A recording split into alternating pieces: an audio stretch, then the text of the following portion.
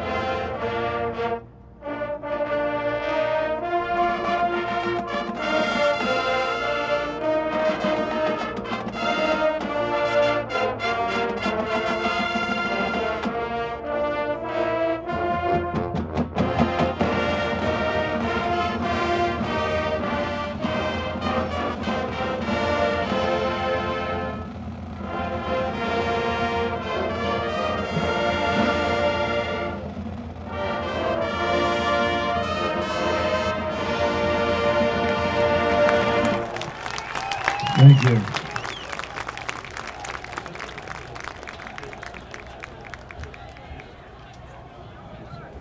And now, please remain standing for the Lakota alma mater of Lakota East.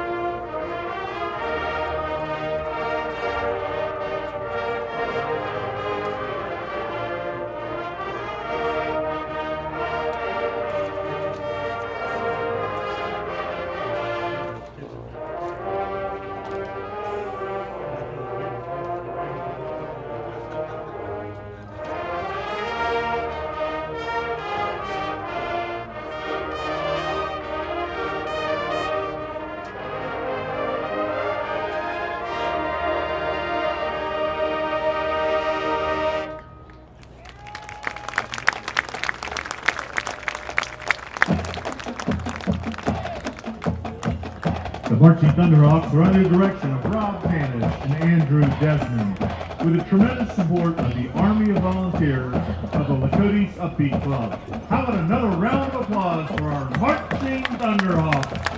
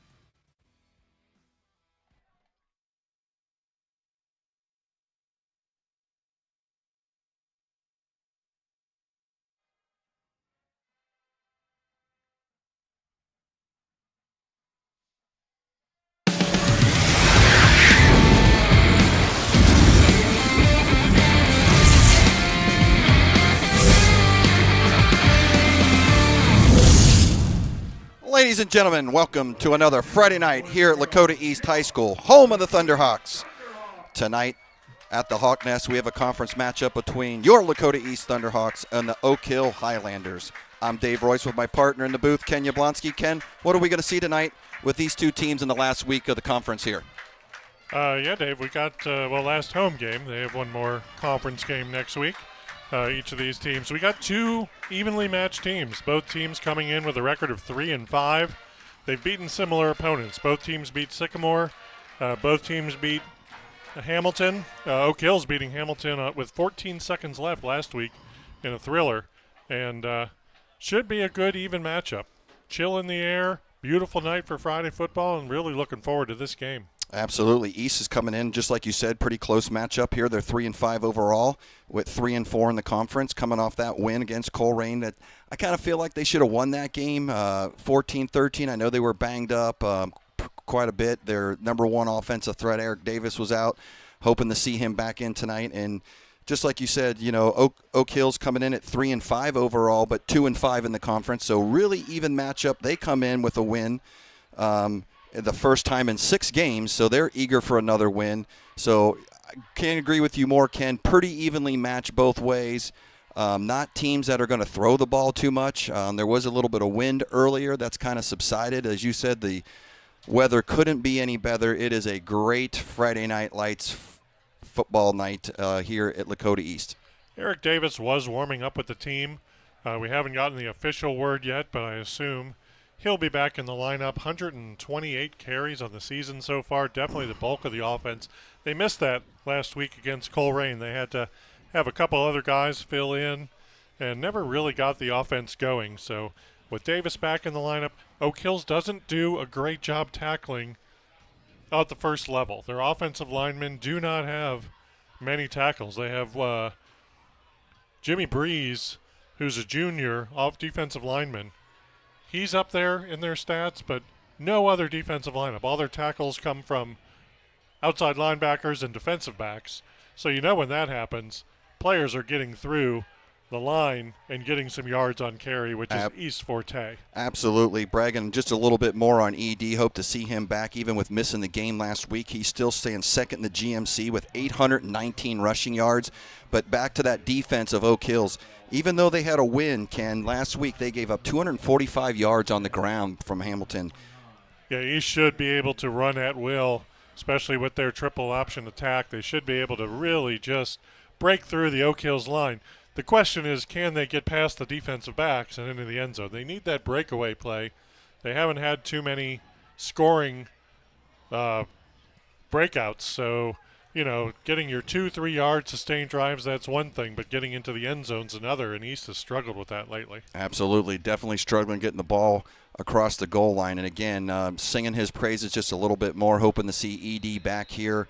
He averages right around 100+ yards a game, and last week the whole entire offense only had 77 yards rushing. So definitely need that weapon back as we get started here on Friday Night Lights at the Hawk Nest as the kickoff goes down to the 1 yard line from Severfield, and the Oak Hills Highlanders are going to take it out up through about the 13 yard line, and we got things kicked off here tonight. As a lot of pink out here tonight. You saw the band earlier. They had their pink flags, a couple guys with the pink socks on. I looked down there at the student section there in pink. They're wearing all men wear real pink here in the booth too. So we got our pink on up here too, Ken. So shout out to that's a great cause. And I can't be remiss before we start here tonight. We always want to shout out to our military first responders, all those out there, and to our color guards 7696 and 681 presenting the colors here tonight as we get a quick pass out into the flat here and kind of push down tackle there right at the 22 yard line. Yeah, that's Jackson Schreiber dropping back to pass, and first reception goes to Kyle Toon. Dave, you and I were talking about Kyle Toon. That is your second cousin, and my wife's best friend's son. We just found out that connection there. So we'll keep an eye on Kyle as well as Parker Smith, our connections for Oak Hills. But Jackson Schreiber does like to throw out in the flat. Cole Rain had some success throwing, so there's Schreiber back to pass again. He's looking right this back over direction, to Toon again. And he finds Toon. So, yeah, a small world out there, isn't it, Ken? Yeah, his dad and I are cousins, so it's kind of fun to watch here tonight as here we see the replay, just a quick two-step drop, and he's going to file it right back over to Kyle. And he tapped the feet. They're going to say he was in. First down, Highlanders. That's a quick two-strike pass. Oak Hills, Jackson Schreiber does get most of his yards. He's their leading rusher as well. But we will see him throw, especially that short pass. And like I said, Cole Rain found that, and there's a handoff this time. That's a quick little screen there out to number 4. Was that another pass? Yep, Schreiber, yep. You'll see the replay here. Over to number 1, Day. Yeah, Jacob Day is one of the favorite targets for Schreiber as well as Toon. So Oak Hills finding their way with a couple quick passes. And Hawks are, like we said against Coleraine, Hawks are going to have to find a way to step up and knock some of those down or quads jump that. To the left. Schreiber goes back, throws another quick one, and that one's going to be dropped. As you were mentioning there, Ken, Schreiber's number is third, and that we're going to get a replay here first. There's that two-step drop right in the middle. Yeah, Wheeler had that in his hands and just couldn't pull it in, but that's a great ball from Schreiber. Yeah, great big tight end there. Hit him right in the hands. Good place. His quarterback would like him to haul that in. But, I was going to say, Schreiber, he's third in the GMC with 1,125 yards. So he's not afraid to sling the ball around, and that's something the Hawks defense has had a problem with in the past over this season, is covering that pass, especially the deep pass, as they try to go up the middle, and the Hawks shut that down right away. Going to bring up 3rd and 10. Yeah, handoff up the middle, and Aiden Searveld there to tackle him. Nowhere to go. That was Oak Hill's first run of the night. It's going to bring up 3rd and 10, and Hawks need to stop. They had a couple stops last week against Coleraine, but they had some unfortunate penalties that got in the way and kept giving the Cardinals first down. So if they could eliminate the penalty here, and force a punt from Oak Hills. That's definitely the first good defensive series that they were looking for. Would definitely like to get this ball back here early as Shriver goes back, looking around, nothing doing. He's going to roll out towards us, flick one downfield, and it's going to be just about enough at the sticks, they're saying. He's got needed 10, and he got a 10.5, it looks like, and it's going to be a first down Highlanders. Yeah, it looks like Jacob Day pulled that in. Toon and Day were in the same vicinity. Schreiber did a good job, and his receivers did a great job adjusting. As Schreiber rolls out, his receiver just kept going to the same side Schreiber was, and that gave him a nice target for the first down. So first down, Highlanders. Highlanders had a couple of options there. We saw the guy in the flat coming out of the backfield was open too, and there's a quick snap and a flip as they try to go wide, and nothing going with the running game so far. The Hawks have been all over that. Number 33 for the Hawks. Harrison Buckheit. Buckheit comes up with the big tackle. Hawks celebrating senior night here, last home game for these senior cheerleaders and football players. They had the ceremony before the game. These seniors are out to play. I was curious whether Austin Sierreveld was going to be any. Report was he had a broken thumb, and you just bandage that thing up and you get back on the field. I don't see him in there defensively unless maybe he is. I think he took he did have the kickoff, but I haven't seen him in there on defense yet. As Toon grabs that ball, breaks a tackle, goes up the sidelines, and gets wrestled down, but not after he gains enough yak for the first down. Yeah, Toon setting up to have a pretty good game here against the Hawks. They're finding him. He's just going to an open space. There's that two-step drop, quick throw. He and Shriver seem to have that worked out pretty well. So another first down for Oak Hills, and they're just methodically marching down the field pretty much by way of the pass. Yep. A couple runs that have gone nowhere, so I would imagine Schreiber's going to stay with the pass attack. And there fakes the handoff there, keeps it, and tries to squirt up through the middle there. Picks up a couple on first down. There's Austin in there making the tackle. Hawks' defense against the run has been much improved over the last couple weeks, and I don't think it's strength of opponents because they stopped Mason on the run, they stopped Cole Rain, so that was Austin Sieverfeld and Robinson on that tackle, so he's in there now, Ken. We couldn't find him on the sidelines because he snuck out there somewhere and got on the defensive line. Well, he's hard to see being at 6'5" and 280. Right. Kind of blends in with everybody else there. 2nd and 7 for the Highlanders. Schreiber in shotgun again. 2 men in the backfield with him. As he fakes the throw and hands it off up the middle, and it's going to be right close to the sticks. I don't see any hands yet moving the chains, so I think that's going to bring up third down. Good solid run by Jacob Day. Harrison Buchheit there on the tackle, middle linebacker. You see shed the block and get in there for the tackle, but Highlanders looking over to their sideline, looking for the play. I think there was a hanky thrown down. against Lakota. He's getting Got called for a sideline warning, so no penalty yards. They only gave Day 3. Oh, no, there. That's 3rd and 1. The yard marker didn't move. Yeah, there we go. I was going to say. I guess waiting to see if the flag was the actual right, flag. Understand, so. Right. No, I'm like, he got further than that. I was like, how do we come up with 3rd and 7 here? But, yeah, they're going to move the stick down there. So now 3rd and 1. Big 3rd and 1 here. Hawks got to hold them right here. Yeah, Oak Hill's going to have 2 chances to get this 1 yard. Schreiber he's going to hand off to Day again. He's going to go off the right side tackle. He's going to pick it up. He's going to move the chains. But to your point, Ken, they were in that in-between period, right? So that was going to be a 2 down for Oak Hills. If they didn't get it on 3rd down, they probably were going to go on at 4th down. So here we see again, right off of big number 74, the right tackle there for Oak Hills Highlanders. Yeah, Drake Ross, 6'3", 280. Offensive lineman. Oak Hills does have a solid. They have them big on the west side. So, if they can get behind those guards and tackles, especially on the right side of their line there's going to be room. Schreiber rolls out to the right, takes another quick flick with the wrist. And luckily for the Hawks, he stepped out because he broke another tackle over there, Toon, and was heading down the right-hand side.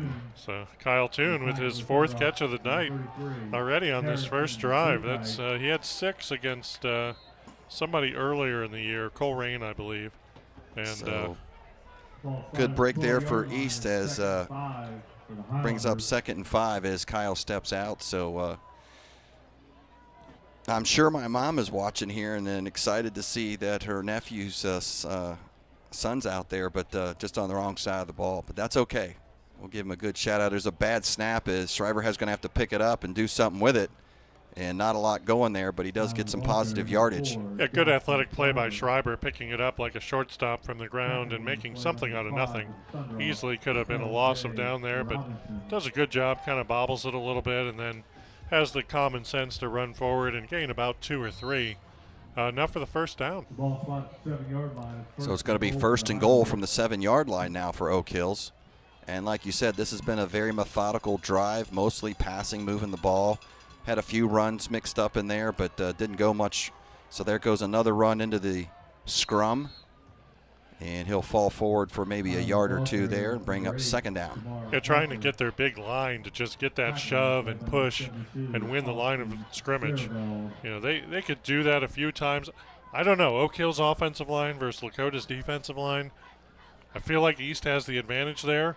But, you know, you get that one surge and that one push for a couple yards, and you could easily get your couple yards at a time, which is all they need at this point. So now Schreiber goes to the right with a pitch, and East swallows that all up, and that's going to be a loss of yardage back to about the 9 or 10 yard line. We'll see this on the replay. There's the pitch, Ken, and runs into his own man initially, but then here comes the cavalry for the Hawks, and that's going to drop him about the 9 yard line and bring up. That's a good read by Connor Clem, the sophomore linebacker for East. And that's a tough play. When you pitch it in the backfield, you're already losing yourself yards before you go forward. And I'm surprised to see Oak Hills make that call. So 3rd and 8.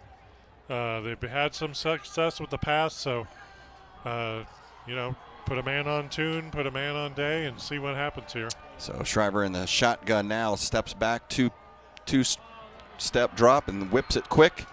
And the Hawks are going to stick him after some positive yardage, but it's going to be short of the pylon and bring up 4th down. This will be a decision for the Oak Hills Highlanders coach to see if they're going to go for it there.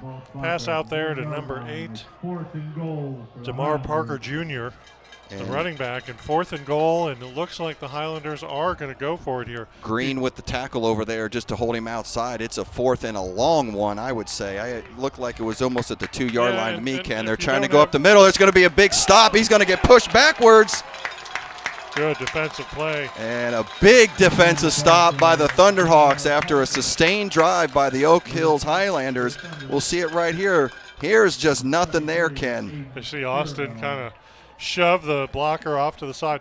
It's not a bad decision to go for it on 4th and 1 because you're giving East a very long field to get to. But what a surge by Harrison Buckheit and Sierveld pushing down. So East has a long way to go, but they get a defensive stop to start the first quarter. That's a huge stop and puts nothing on the board for Highlanders. They probably had a guaranteed 3, like you said, decision for the coach. Coach decided 4th, and it was a long one. They were just inside the 2. I don't mind that at all if I'm on the offense. So. And they tried their best play there, and the East won that battle in the trenches as they come out and run off the left-hand tackle there off the Seaverfield line. Yeah, there's Davis on the first carry of the game.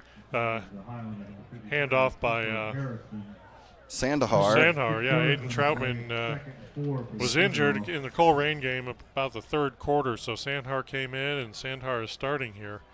So that puts the Hawks at a little disadvantage, but Sandhar's played several games this year. It's not like a sophomore coming into his first game. He's already played in 4 games. So now he hands it off again, the left-hand side. Hawks will push forward and maybe get another yard and a half out of that and bring up 3rd and short. And just trying to peek down there, Ken, at the sidelines. We'll take a look here at the replay as ED gets that again and pounds it up in there. I'm just trying to peek down there and see if Troutman is suited up here for tonight or not. And so far I can't find number 12, but yeah, I haven't seen whether he's there. And I did notice he wasn't warming up. I guess I didn't really look for it. But there he is on the end, and he's not suited up. So we're going to see lots of Sandahar tonight. Thought maybe he might be just as in a reserve capacity. So Hawks are going to take an early timeout. Yeah, I don't think they like what they saw defensively from Oak Hills. A little different look. So make sure 3rd and 1. You don't want to do anything wrong. You know, you need your 1 yard here for the first time. Oak Hill's taking about 8 minutes off on that, 8.5 minutes on that first series. So really, like we said, methodically driving down and ball control, keeping the ball out of East's hands. There's Coach Rick Haynes huddling the troops here. And like you said, big play right here, 3rd and 1. You really want to get a first down to move the chains, get 4 more downs here, and at least flip field position here, if nothing else. So like you said, they stopped that long, sustained 8-minute drive, and now if nothing else, you got to play some field position here and try to get a first down, get the ball a little bit further towards midfield and see what happens here as we're still early at 4:25 in the first quarter. And you got to like your chances, 3rd and inches here. Like we said, Oak Hills really has a hard time stopping the run.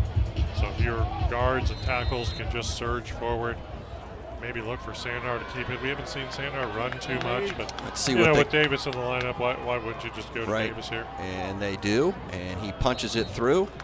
And Thunderhawk ball carrier, Eric Davis. they follow that law firm.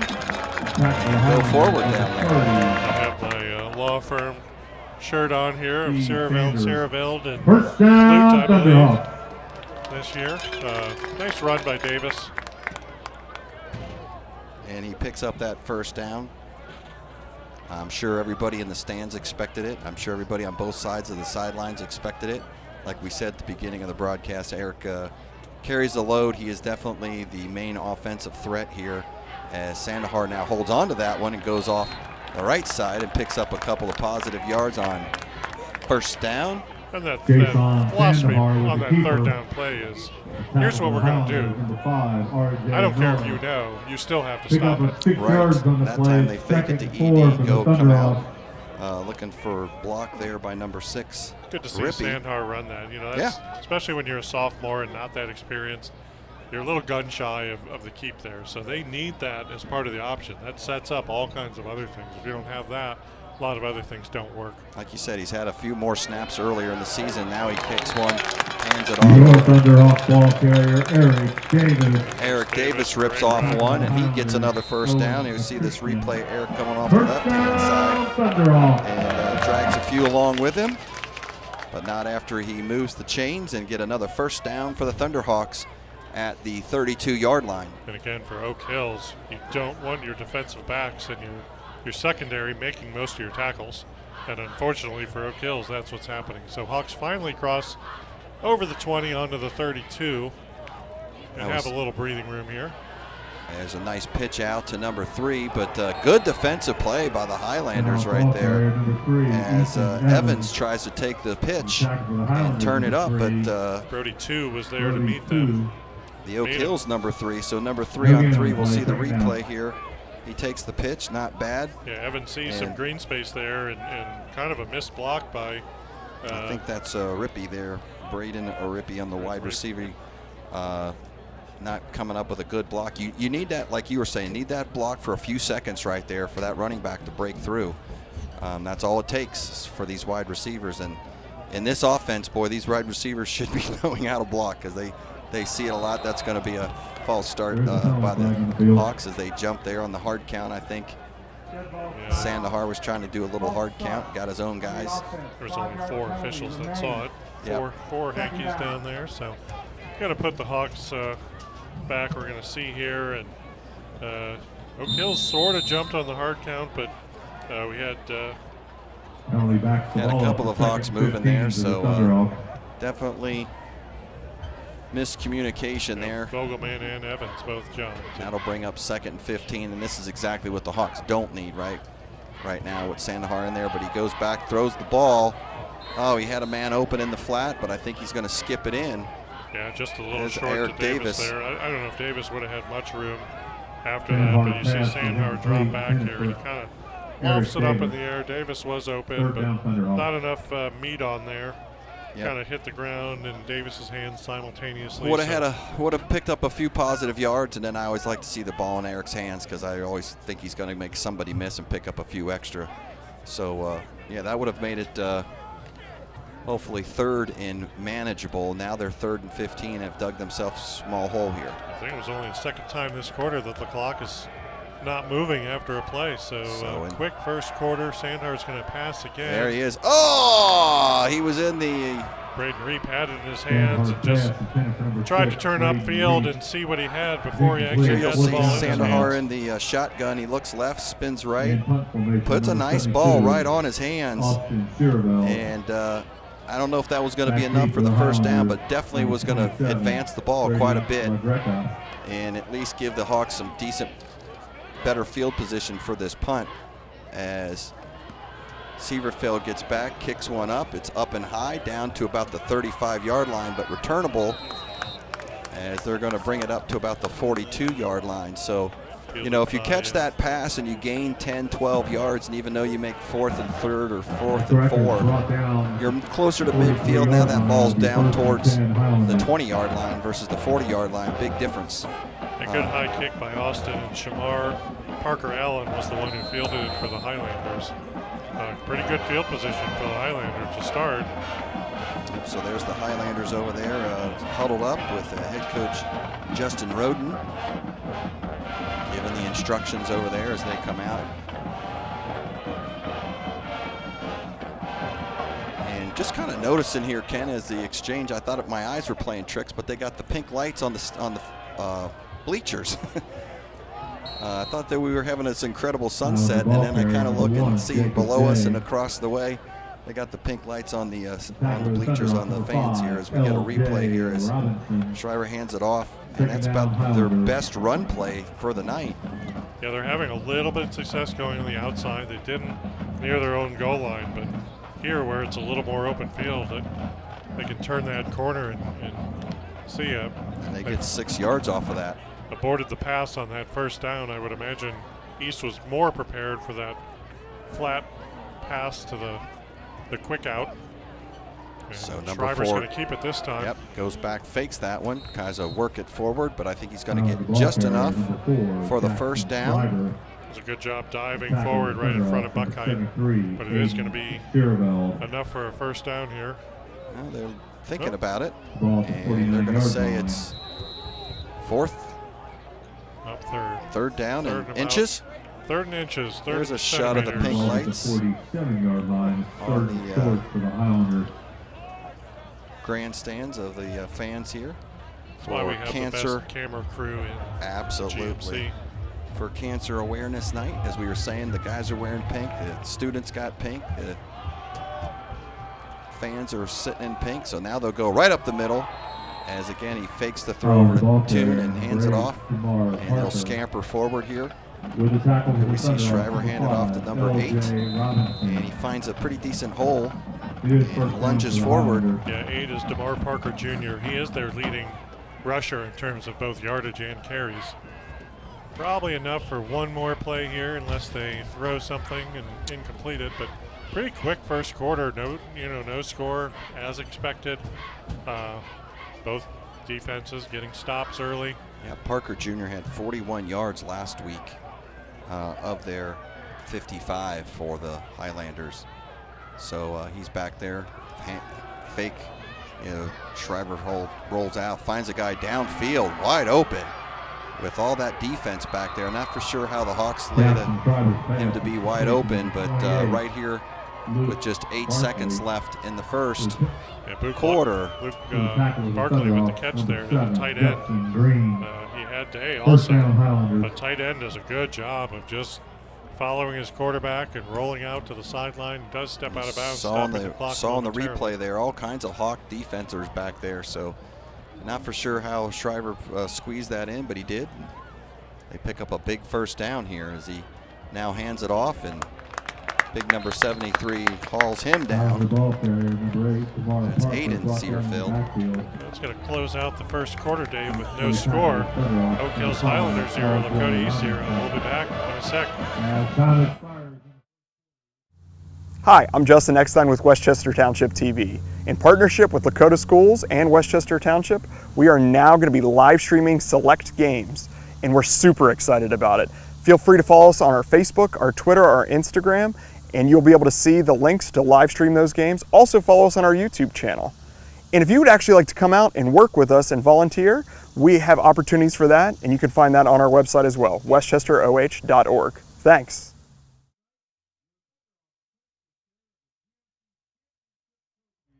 With a 4th Ladies and gentlemen, welcome back to Lakota High School as we are in a good fight here starting the second quarter, 0-0 with Oak Hills Highlanders, and we're just recognizing, I think that was the girls' soccer team won the GMC title, maybe? They were just recognizing, we didn't catch that quite. Yeah, I missed disappointed I missed the beginning of that, so sorry to our viewers who saw the girls walk out, but congratulations to those young ladies who competed to the top, GMC champs. Absolutely. So as we get ready to start the second quarter here, we ended the first quarter with a big pass play from the Highlanders to their tight end, number 28, and he carried it down to the 14-yard line. Oak Hills in great field position to start this second quarter. Hawks did get a stop there early in the first, so they need another stop defensively here. See Jackson Schreiber there directing traffic a little bit. He brings Day to the backfield with him. So Schreiber in the shotgun. He's got trips to the left and one receiver to the right, 4 wide. Two-step drop. He's looking forward, not looking for anybody. Sees some green. Big missed tackle there as the Hawks, 2 guys going after him and both hit each other. 34 and 5 for the Hawks. You're going to see this on the replay. Ken Robinson and Rippey coming here as Schreiber pulls it down, goes in. They end up Malachi crunching each other, and he just continues to scamper for about another 8 yards. Yeah, Vogelman with a touchdown saving tackle, but Highlanders with 1st and goal from the 2. Hawks have a pretty heavy order to stop the Highlanders right here. Highlanders in very good shape. Yeah, Schreiber again back in the shotgun. That's going to be a quick handoff. He's going to lean forward. I think his knee was down, but they're going to give him a touchdown. As he tried to dive forward there, looked like to me his knees hit the ground before he hit the goal line, but Parker Jr. is going to take it in here. Yeah, he gets a really good block from Aiden Whitaker, who was on the ground there. Whitaker kind of opened the door for Parker Jr. there. Quick strike in the second quarter for the Highlanders. On to kick the extra point is Jordan Brogan. Oh, high snap. It's going to get loose. Hawks are going to scoot that up. They're going to be able to return that. Or nope. That's a dead ball. Ethan Evans picked it up. So only on the 2-point conversion you can do that on the kick. It's just a bad snap that the Hawks are able to stop, and that might come back to help them here now as the Highlanders only get the 6 and not the PAT. So possibly a break for the Hawks. You know this is going to be a relatively low-scoring game, predicted to be a low-scoring game. The extra point could be huge. Could be if huge. Each team only gets 1 or 2 touchdowns and one of them misses the I don't know if we have a replay there. of that touchdown or not, but we'll see that block. And as the receiving team is getting lined up, the kicking team is out there. You can see those pink lights up in the stands there. And the new lighting here at the Thunderhawk Stadium here in the Hawks Nest. Vogelman and Files back to return for the Hawks. As the Highlanders line up here, get their instructions. Draven Files, long to I wouldn't put it past the Highlanders to try an onside kick early. I heard through the grapevine they've done that once or twice. I would be ready if I was at East. Looks like they got quite a few DBs up there at the 45-yard line, just in case. As you said, Vogelman is deep along with Eric. Or nope, they go deep over there. That's going to be Files. As he finds a hole, he's going to shoot up through it and bring that out to the 26, 27-yard line. So good hard run by Files. He just came with the head of steam there. I Knew like where he it. wanted to be. Yeah, I think if he breaks one tackle there, he's got a lot of green in front of him after that. And I kind of feel like that's the key on the kick punt returns. Too many guys running east and west and not north and south. Pick a lane and go, and I think that's when when you see those breakaways and you look at the replay, those guys that picked a lane and just shot it, and don't waste any time. As the Hawks offense comes back out here. Nick Miller seems to be in the game for the Hawks as one of the wing backs. As Sandahar goes under center. High formation for the Hawks. Gives that to Davis. ED. He moves the ball forward. He gets 3 or 4 yards there. Pretty clean game so far. We saw the false start penalty, and that's about it in terms of flags. So clean game. Clock keeps moving. Really enjoyable weather night. So. Number 25, Nick Miller there, sporting the pink socks with the pink gloves tonight for cancer awareness.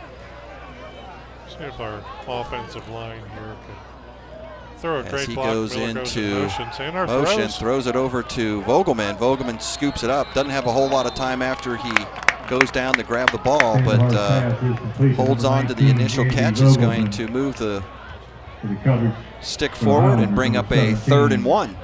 That's a nice 5-yard gain there for the Hawks. Like we always say, they like to get 3 or 4 at a time, so why not throw it to the flat there? Vogelman just goes forward, turns, does a button hook, and the ball's there. And he's got some good size on him. If Sandahar can hit them in the chest, gives him enough time to spin around, where he had to kind of go downstairs and scoop that up. Now there's a quick handoff to you-know-who, ED Eric Davis doing his thing, getting another first down.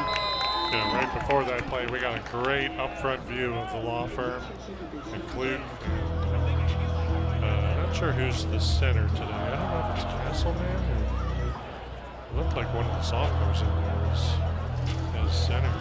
60, Dominic Horig. And 77 and Nick Fridge is on the offensive line tonight. Change the law firm to Searveld.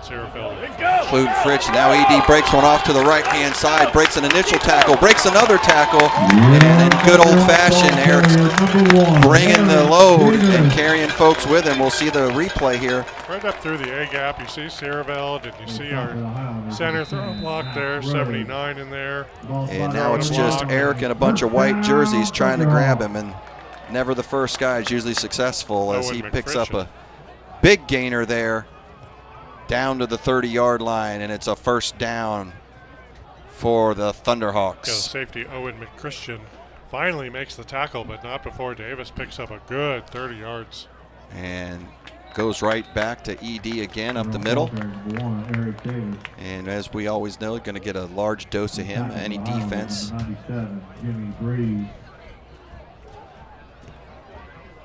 So Hawks maintaining their, what they're true to.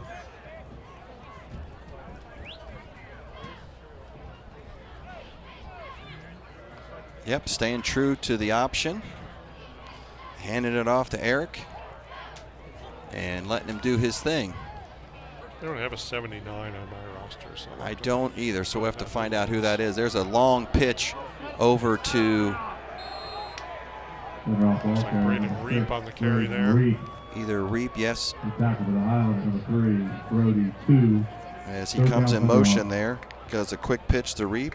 Frisch does a good job pulling, but Reap was out in front of Frisch, and he couldn't really find anyone. And Searveld tried to throw the block, but he got thrown to the ground. So 3rd and 6, 4-down territory for the I think Thunderhawks. Reap would be better off getting up behind that caboose right there of Severfield and following him on through, as there goes Eric Davis breaking another tackle at the line of scrimmage and going forward and getting another first down.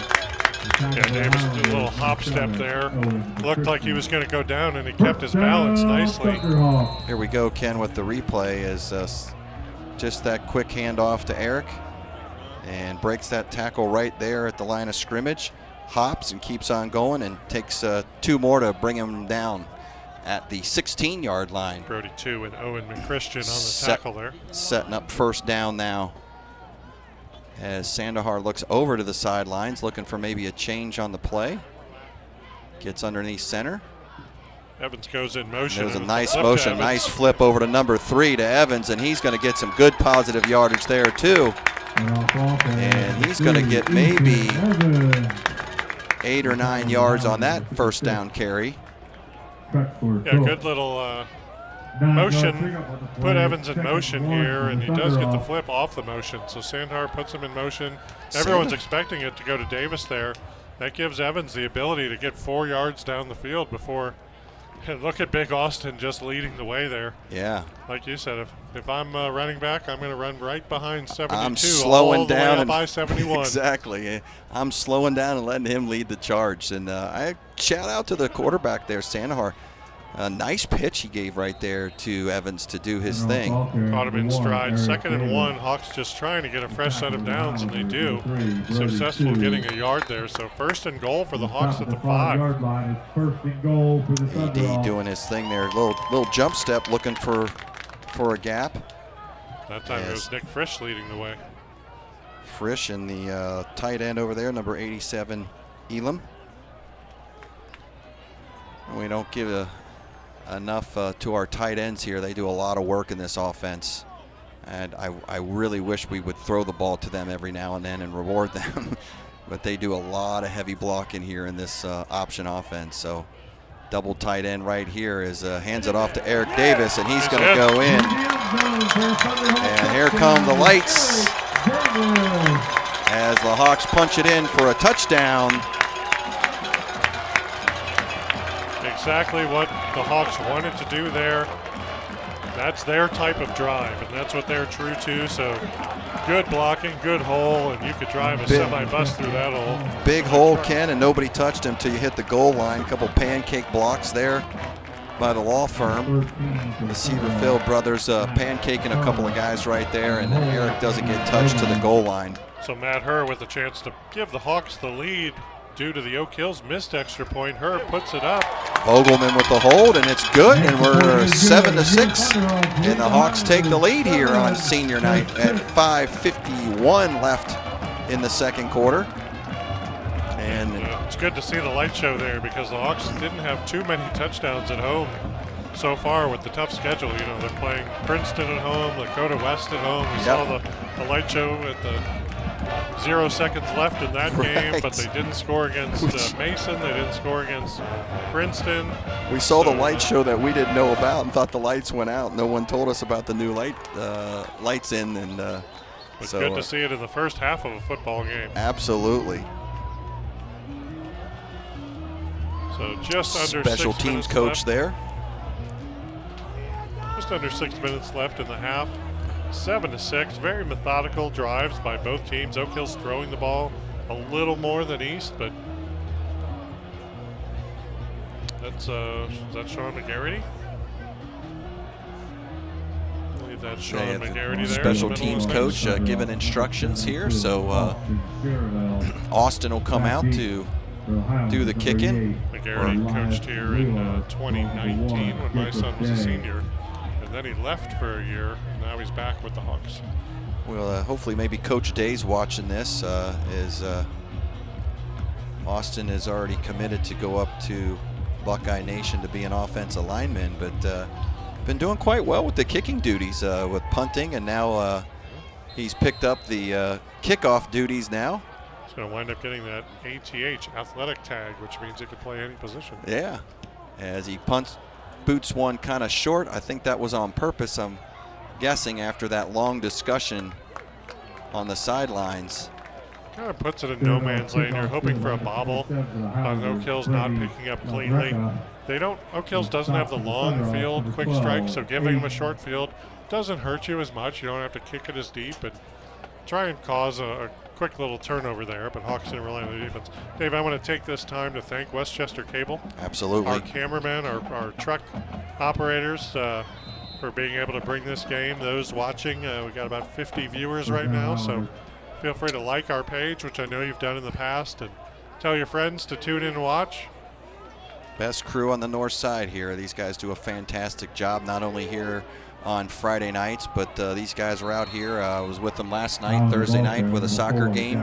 They're doing the boys and girls soccer games right now, and they'll do basketball here in the winter. So here we see good run by Schreiber, and LJ Robinson takes him down, but not before Schreiber picks up enough for a first down carry.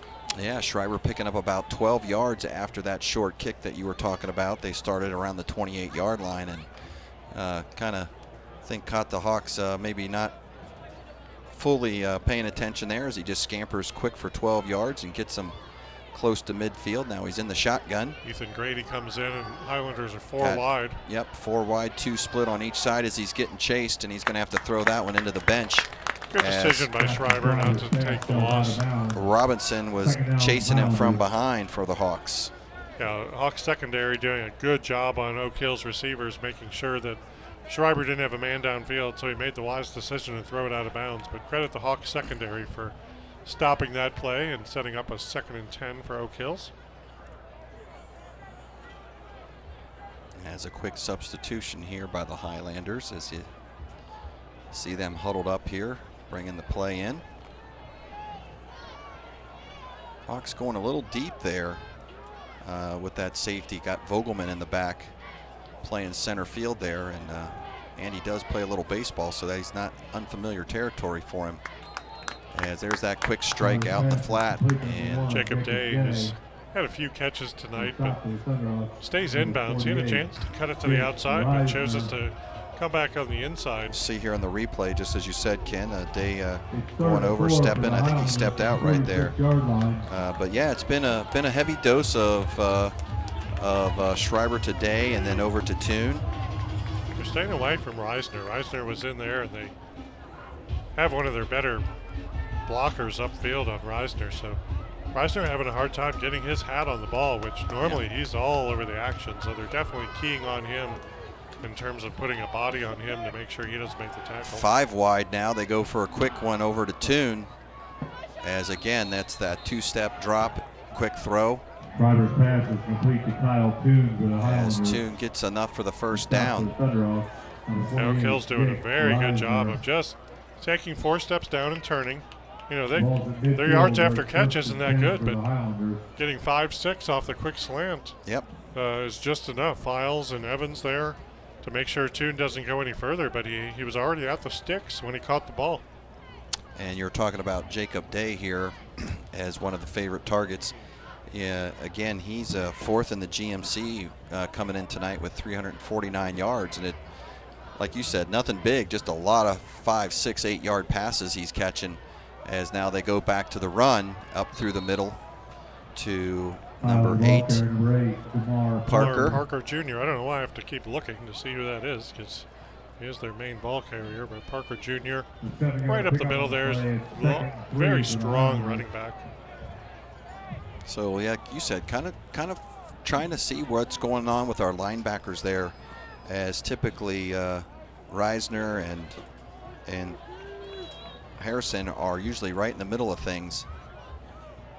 4 wide again for Oak Hills, single backfield. Yep, he'll hand that off, and he's going to scamper, going to string it out here if the Hawks can get there, but he's going to get enough just for the first down. Jacob Day kind of looking for each opportunity to turn up the field, but as he was doing that, he was gaining about a 1/4 of a yard each time. Looks there, almost looks gets there, him in the backfield. able to turn it up. And Hawks are Green thought he was held. Too busy engaged with the receiver and should have released there, and they probably would have stopped him short of the first down. But the Day gets just over that stick here on right in front of us to get the first down. So clock ticking pretty rapidly. 3 minutes, 24 Man in motion, seconds there's left. a flip, and he goes around the opposite way. Now Reisner comes in, throws a big turkey ball up, but way out of bounds. Yeah, just trying to avoid the sack. Searveld threw his blocker away, and he was hunting Schreiber down. And I saw Jake Reisner finally break through there, giving some heat.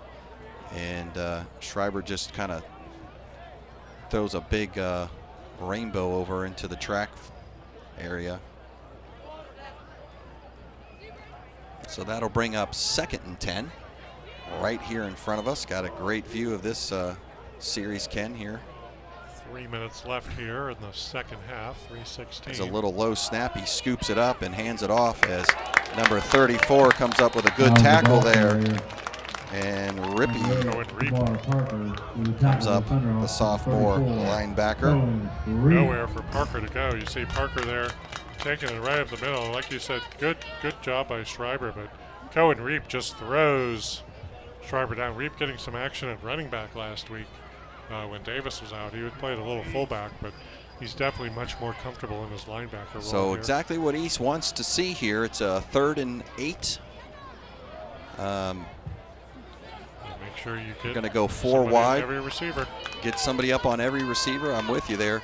That's a little bit longer cushion I'd like to see up top there, but Schreiber's not looking there. He's going to look down to the right-hand side into the corner. Oh, go get the Green ball. had his eyes on it. Go get the ball and pick it off, young man. Just out of the reach there, but Oak Hill's sending in their punting unit here on the short field. Here we'll see the replay, Ken. I thought Green had a chance to run underneath this. Schreiber pump fakes and then tosses it as he's just about to get hit. And the best receiver is Green. Yeah, he slowed down to make sure that the receiver didn't have room to catch the ball to get around him. He kind of used his body as a shield. So, and 98, Luke Benchbach. Yep, he coming in to punt and punts a small one there as Vogelman says, get away, as had a tangle up here right about the 15-yard line. Yeah, Andy got bowled over as the punt coverage team was trying to down the ball. Good job by Benchbach to kind of put the cue ball punt there. Tried to make it land or go out of bounds at the end, but it did bounce in the end zone. So that was Justin Green that got tied up there, kind of with the Highlander, as Coach Haynes is yelling for something there. Hawks There's gonna a have good 80 view yards of to get Andy down the Vogelman field. waiting if he was back there for the punt, and number 99 there just didn't get off a good one. See if the Hawks are conservative here or if they do their 2-minute drill. They've had some success 2-minute drill. They've got 2 timeouts in the pocket too, so we'll see what happens. Hands it off, coming around the end. That time you wait for the big number 73 and run off of him. But I think he slipped on the turn. Braden Reed tried to turn the corner there. You know, I did say you don't want to be too conservative, but you also don't want to put the young Sandhar in jeopardy of. Yeah, see there, he slipped. Turf Monster got him. Yep, Turf Monster got him, and that time he was following that law firm of Sieverfeld. And if he wouldn't have got the Turf Monster, I think he would have broke it loose there, at least for 8 or maybe 10 yards. So like I was saying, you don't want to put Sandhar in a chance to make a mistake here in your own end. So. Absolutely. There's a handoff right up the middle to you-know-who, ED. Eric Davis.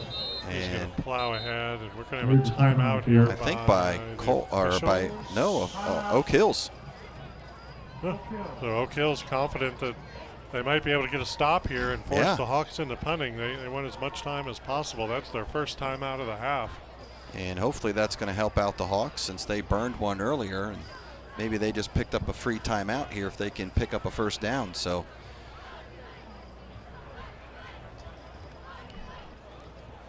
Minute 32 left here in the half, Dave, and like beautiful night here. See Coach Haynes out there. He's talking to the boys, his coordinators up here in the box, figuring out what play we're going to roll in here at 3rd and 4.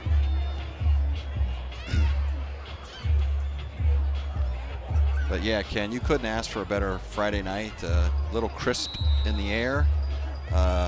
Dry, unlike last night, as the soccer team played in a little bit of rain, but came up with a big win.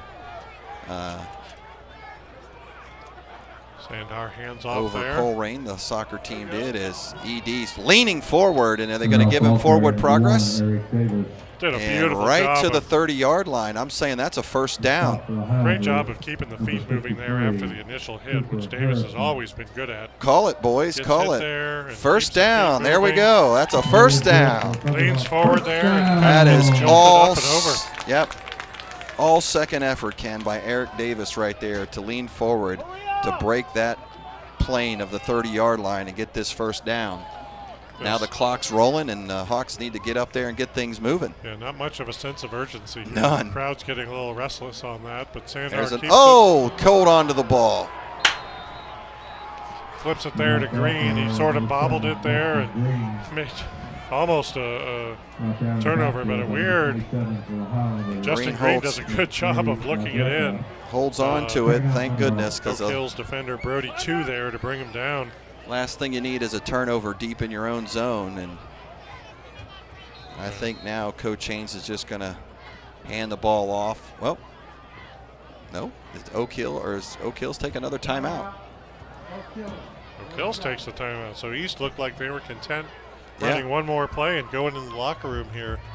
And I don't blame Oak Hills. You got them, use them. You never know what can happen on any given snap, just like right there, you know. Not a terrible pitch, kind of into his left shoulder, but he bobbles it and luckily holds on to it and pulls it in, so there was no turnover, but it's going to bring up 2nd and 13 here with 41.9 seconds after the timeout by the Highlanders. It was good focus by Green there. As he was bobbling it, I saw his eyes just maintain focus on the ball. A lot of young running backs like to turn up the field, assuming they're going to have the pitch already and go forward, but Green stayed back and was disciplined enough to make sure he had that ball, so definitely saving himself possibly a scoop and score that could have gone the other direction. And Sandahar's got to get that a little bit more in front of those running backs, and he did have a lot of space over there. That was going to be a good play for the Hawks on a good pitch, so now we'll just go right up the middle with Eric Davis and see if Oak Hills is going to use, they're going to go ahead and burn that last timeout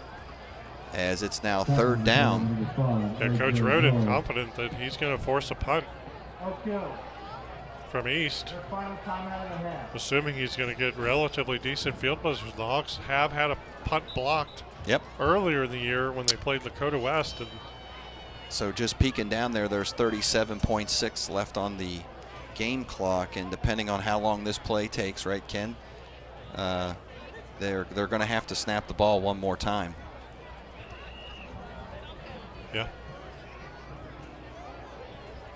Yes, I would imagine they'll run the ball here and tick that clock down until 15 or 10 to 15 seconds left, which Oak Hills will have the chance to run a play if they do a fair catch or possibly run a punt back. But East should most likely run the ball here. I'd be very, very, very surprised. Single back set here with Eric Davis. Double tight end. And give it to Eric going forward. He's pushing. And he'll be down at 31 seconds. Game clock's play clock's gonna be under the game clock, so Hawks aren't gonna have to do it. They killed off just enough, and Coach Haynes isn't even gonna entertain it. He's directing the boys into the end zone, into the locker room. So here at the half, it's your Lakota Hawks 7, Oak Hills Highlanders 6.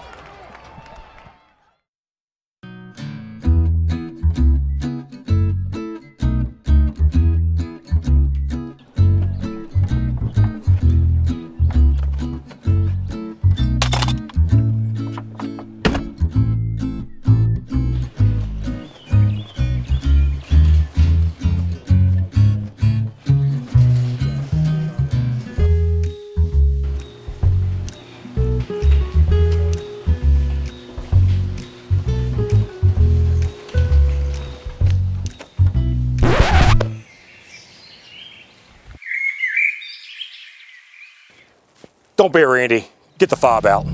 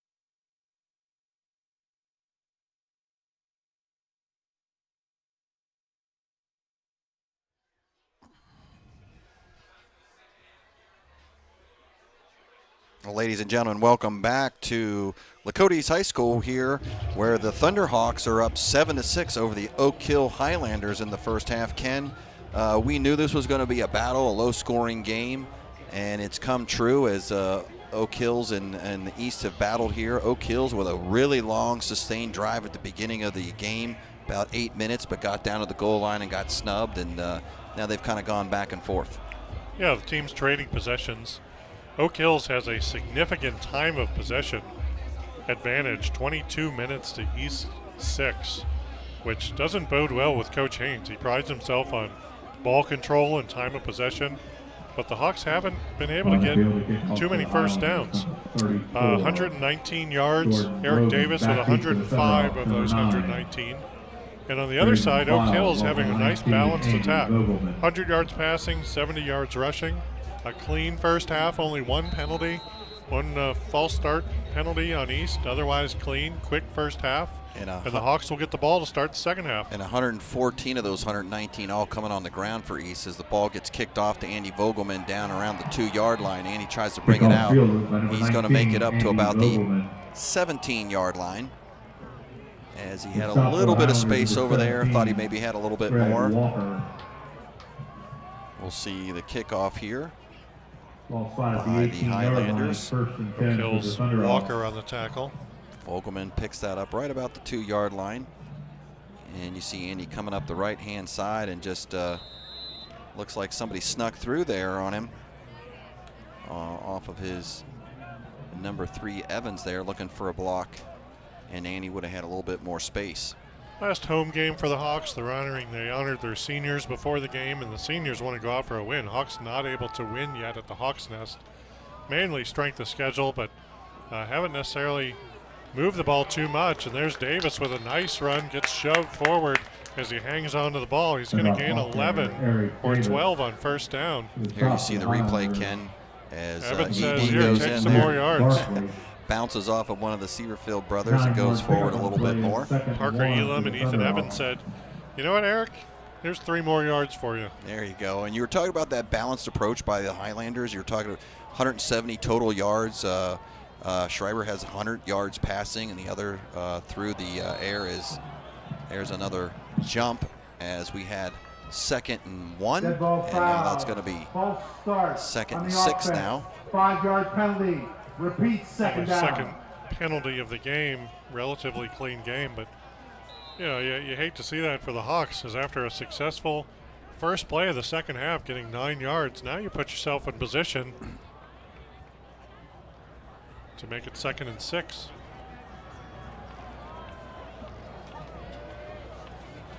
So the Hawks will line up under center there. Sandoval hands it off to Eric Davis. David gets those 5 yards back from the penalty. That's going to make it 3rd and 1. Right back where they were at 2nd and 1.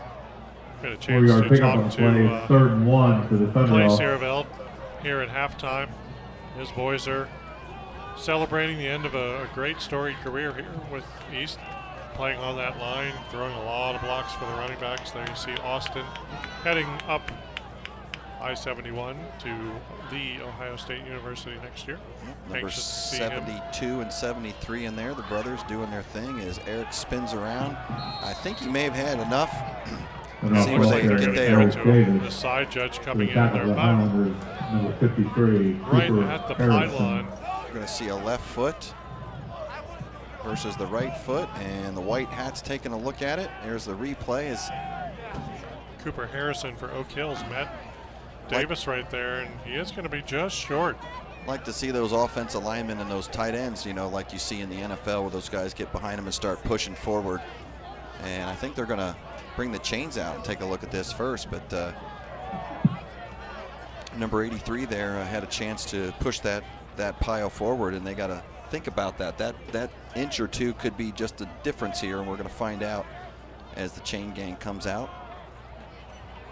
And they'll stretch it, and I think he's going to be a length short, and that'll bring up 4th down. Yeah, so And Hawks. big decision maker here for Coach Haynes. The crowd is encouraging the Hawks to go for it here. Your offense is designed to get several inches at a time. See if they in a 1-point game, it makes it even that much tougher as a decision. Yep. And like we were saying, that little push from a lineman and then tight end might have been enough to push ED forward, as Haynes is going to bring everybody to the sidelines real quick, and they'll run right back out as they wind the clock here. Sandahar is going to go out there. So punt team is staying in. A lot of people in the box right now. Oh, jumped. The tight end move. Now you're going to have to punt the ball. Dead ball foul on the offense. False Couldn't start. tell, Dave, if they were trying to get the hard count there to draw them off sides, or if they had every intent of snapping the ball there. But nonetheless, that's a great question. Tight end flinched, and now you're in a position where Austin Saravel's going to have to go back and punt the ball. So Austin's going to be deep now in his own zone, back below the 10-yard line. Gets it up. A lot of air, but not a lot of distance, as it's going to come down and maybe hit somebody, hopefully. Grab it, boys. As that took be a net of only an Oak Hills bounce. And 6 yards after the bounce. First down. Now, Austin, did you see him? He kind of flipped the ball up in the air before he kicked it. Usually you just like to drop it and let it hit your foot, but looked like he threw it up in the air a little bit, backyard style. And got a lot of air underneath it, and the English was going the wrong way as it was coming back towards him, and advantage Oak Hills. So like you said, be a good shot out of the sand trap, but on a punt, not so much. The end result is about 6 yards, so Oak Hills starting here in the second half at the 32-yard line, as they'll go empty backfield, split wide left and right, 5 receivers as he rolls out. Now Sieverfeld takes a jump, now he falls down, and that was a huge break for the Hawks. Just when Oak Hills had it where they wanted it. Yeah. Beneficiary of a bad punt by East. And Jackson Schreiber, he's trying to scramble around and falls to his feet. I don't know if the grass is a little slippery with the temperatures and some of the moisture there, but Aiden Sareveld misses, and Schreiber tries to cut back, and his left leg just buckles under him, and he goes to a knee. Loss of about 15. So you had a delayed blitz there by number 34, but Sieverfeld, Rippey, and Sieverfeld puts the initial up, and he it's Aiden on the ground. Aiden had the initial pressure there and chased from behind, and he tried to extend out there, so hopefully he's okay as he was trying to extend out and make that tackle. Going to see what happens here to Aiden. Sheds his blocker there, great. Bottom of our screen. He's chasing after Schreiber, and his leg kind of goes under. It looks like he just banged his knee on the turf a little hard, but I would imagine he'll be back in. The ball slotted at the 47-yard line. It's second arms and his shoulders and there 25 as he extended out, but loss of 15 there for Schreiber tries to plant that foot, like you said. I don't know if there's just a little moisture in the air. He slides, and a big advantage for the Hawks is now they're going to go to that quick throw over to the flat to Toon, and he's got space, and he's going to pick a whole bunch of that up. And there's a pass from behind the line of scrimmage. The Hawks DB's got to be anticipating that a little bit more. Get this. Here you'll see that's actually behind the line of scrimmage. Third down, and he just takes off. Reisner finally catches up to him as well as Files. Well, that's 6 catches for Kyle Toon. That ties a career high for our buddy Kyle. And he brings it down to 3rd and 5, very manageable now, where the Highlanders were in some big trouble at 2nd and 25 as they go right to the flat, right to the sticks. They're going to call that a catch. Jacob Day. Day goes right to the sticks, gets 1 foot in. Jacob Day knows right where the stick was, and he's going to have enough for a first down. The Highlanders get out of the hole that they dug themselves into, having 2nd and 25. Looked like Micah Turner on coverage, sophomore defensive back. I haven't seen him. So Toon breaks out towards us here, right in front of us wide, giving him that 10-foot cushion. And they're going to keep the ball. There's a big play by Aiden Sieverfeld as he swallows the quarterback up. on the keeper. The top of the Thunderhawks, number 72. Here you go, Ken, as you see. Sierville. Fakes the handoff there and tries to keep it. And Austin actually on the tackle. Yep, Austin finds him, you see here, just swallows him up, stays home, plays that well. Aiden on the sideline here, they're wrapping up his shoulder with an ace bandage. Looks like ready to put him back in. He's not going to sit out the rest of his senior night here. We're wrapping him up. He must have banged his shoulder to the ground, but wrapping him up, going to put his jersey back on. As now they throw one behind the line of scrimmage again today. Day's racing it out here and gets pushed out after he gains a couple. Highlanders, ball carrier, Good containment by Justin Green there. Ran out of bounds on the play by Justin Green for the Thunderhawks. Dangerous play pursuit there by Third down, Highlanders. 11, Ezekiel Holloman, who hasn't had too much action his No. way. But Green Again, does a like good you job containing Day. You mentioned earlier, Ken, that the linebackers have been kind of quiet tonight, and they really got to start staying up in that box and watching these guys out of the backfield or that are just stopping and taking these 0-yard catches or behind the line of scrimmage and then going forward for 7, 8, 9 yards. As there's a fake handoff and quarterback will keep it, and nobody's spying him at all. Brought out of bounds by Vogelman right at the 2-yard line. But good fake handoff by Schreiber. Everyone had eyes on Day, or on Parker Jr. See that fake to Parker. Yeah, and the Holloman linebackers. and Reisner there. All the linebackers sucked in on that one. And Vogelman from the free safety position has to come up and stop and hold another touchdown from happening. But first and goal at the 2 for Oak Hills, and we've seen this movie before. Yep, again, first and goal. As he's got double backs there next to him in the shotgun. Fakes it, rolls out, and throws it to his tight end. And he holds on to it. Jackson Schreiber's pass is That's complete. Luke Barkley. Reception for the Highlanders. Senior tight end Number on the 28, touchdown. Luke Here we'll see Barkley. the replay, Ken, as he just rolls out and fires a dart right in his stomach. And that's just a little pitch and catch. Like you draw it up on the sidewalk there, right? A good play for Oak Hills. Everyone expecting to run, especially on first and goal at the 2. Most times you run there. There's the PAT attempt by. And that one goes up and through just fine.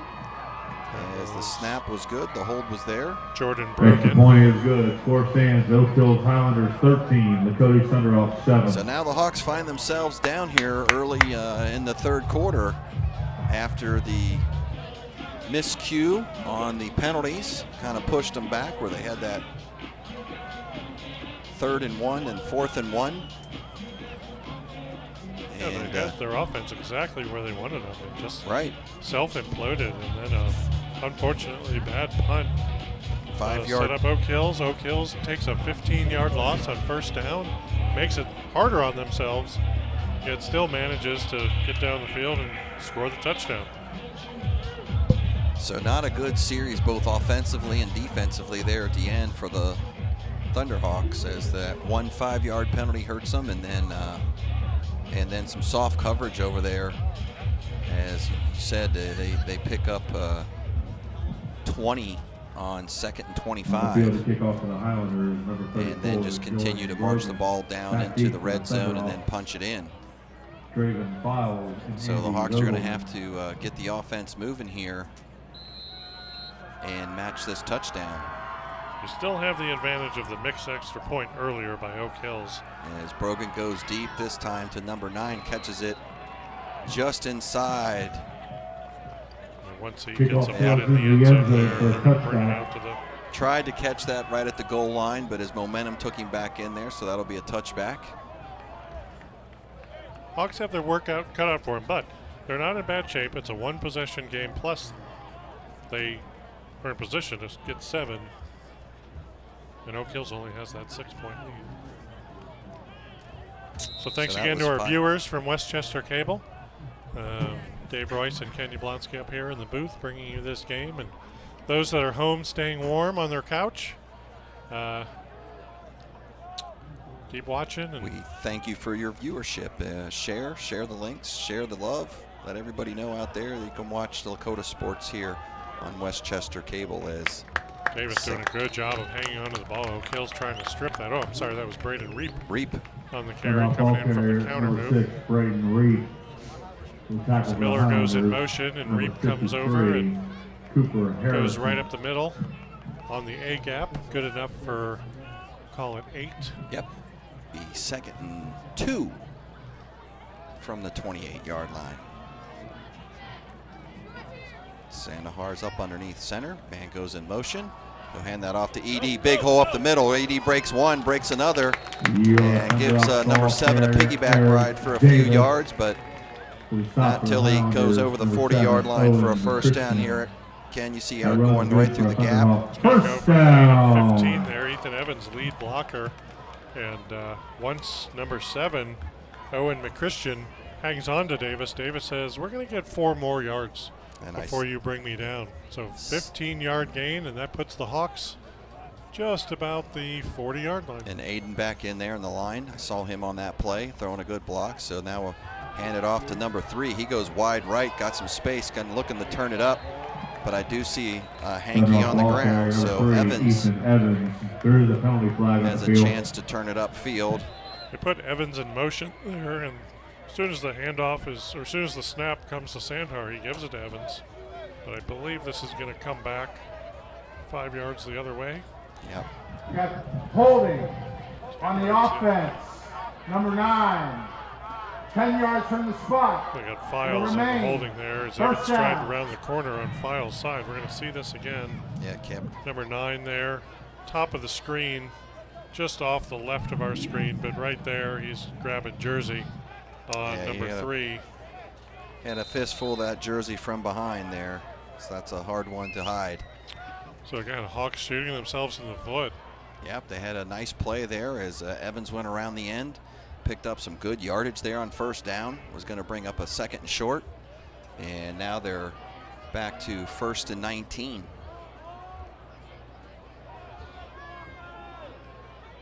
Sandhar takes the snap, gives it up to Davis.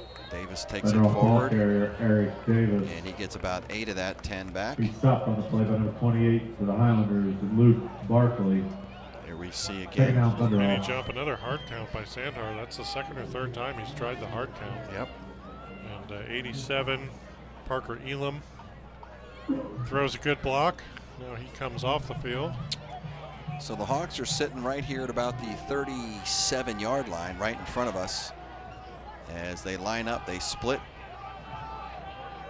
Trips to the left, one to the right. Sandahar's back in the shotgun. He's going to throw the ball into a lot of traffic there, looking for Vogelman. Yeah, a couple Highlanders had a chance of jumping that pass. And Intended for number 19, that ball's coming out Andy pretty Vogelman, slow. falls He incomplete. had his man down Third the down, field, but there's a Thunderhawks. lot of white jerseys there. Yep. Has to kind of heave it over. He's not taller than the line. It's a little floater. Oak Hills Have a lot of defenders back in there. Yep, the middle linebacker came up and And I'm tapped looking him. for, Ken, let's get a guy 6-8 yards and drag him across the field right there. It's the middle of the field was wide open and not a single Hawk in it. Got to make this easy on the sophomore quarterback and give him, look, here we go again. Everybody's going deep, and he throws one up. Somehow Andy Vogelman comes down with it, and Andy using that height. Nice catch, Andy. Deshaun Jumps Sandhar's over pass 2 is Oak caught Hills defenders. by We're going to see number this. Sandhar 19, floats it up there for him. Andy Vogelman. And 2 Oak Hills defenders He right just- on Vogelman, and he just seems to jump away. Throws a catch-me ball, and Andy goes up and pulls it down The ball amongst flies to 3 32-yard line. Highlanders. And First down, Thunderhawks. Greg Walker on the coverage for Oak Hills, but that's going to put the Hawks in Highlander territory for one of the first times this game besides the first drive they had. doesn't look pretty on the video, but it looks good in the results as Andy goes up there and grabs that. So now we hand it back off to ED, and he'll take it off the left-hand Eric side. Davis. You know, I see it as a offensive 20. coordinator has to give this young quarterback some easier Barkley. throws than that and options. Again, as we saw, 3 3-yard receivers, pickup 2 on the right play, there in the same 2nd and spot, 7 for the Thunderhawks. and make this a little bit easier in this option offense to throw like Oak Hills. Just throwing out to the flat just as the receiver just button hooks in from the side. Yeah, I see that Schreiber. as a 22-yard catch in the box score, though. Yeah, it looks good, right? Hope Sandhar drops that snap there, and he's smothered. Yep, real quick. So, you know, Deshaun Sandhar brought down in the backfield. here we'll see the replay from underneath center. He just didn't have that clean coming out from the beginning. RJ Miller. And nothing but White coming after him really fast. So, Ken, just talking about, you know, short passes, I look here as Schreiber, number 3 in the GMC, we haven't seen him throw probably deeper than 10 yards all night. But as we said, on his receivers to get the yards after catch 4. Halftime stats, he's got 100 yards passing.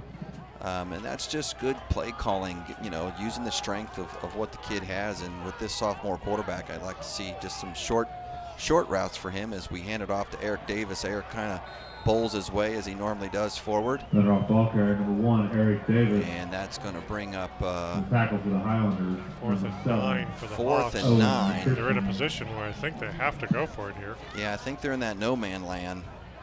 A little too far for a field goal. A little too short for a punt.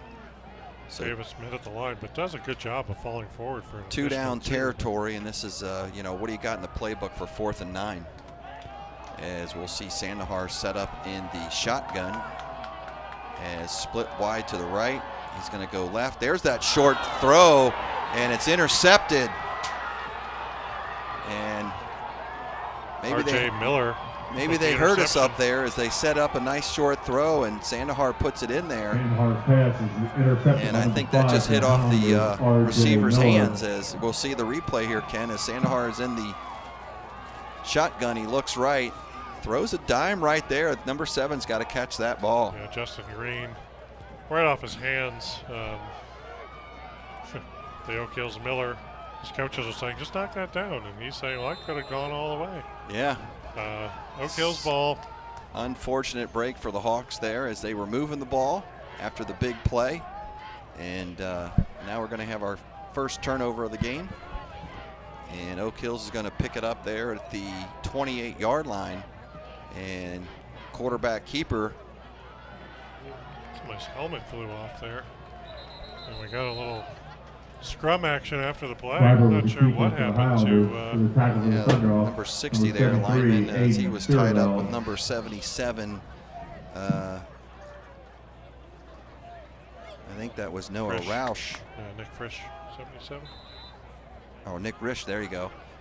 Going both ways, and second down Highlanders. Saw the lid come flying off, so he'll have to step off for a play. As that play didn't go much anywhere there, Ken. I see 2nd and 10 still. Yeah, lots of commotion for a whole lot of nothing.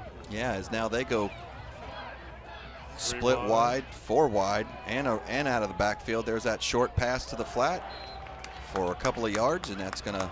Say Day was out of bounds. He did pull it in, but Jacob Day's incomplete. Oh no, he incomplete. Did. Yep. Coverage for the Kind of Thunderhawks. bobbled it a little bit. Number 48, Jacob Ryan. So here comes a big on 3rd coverage. down, Ken, for the Hawks right here. You know, they turn the ball over. They have a chance to be 3 and out right here. It's 3rd and 10. You know what's in the arsenal of the Oak Hill Highlanders here, right? You know this is going to be a short, quick pass. They're going to set up just like they did before. 2 wide right, 2 wide left. I keep my eye on Toon and Day as there's a 2-stop drop. And he's going to fire one out. And there's a great defensive play by number 9. Files comes up with a big tap away as he stayed tight that time on his receiver. And that's going to force the Highlanders for their, I think, one of their first punts of the night. 2nd punt of the night. 2nd. They had the one down there that bounced in the end zone.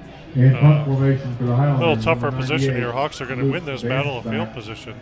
No penalties here. Don't run into the kicker like they did last week.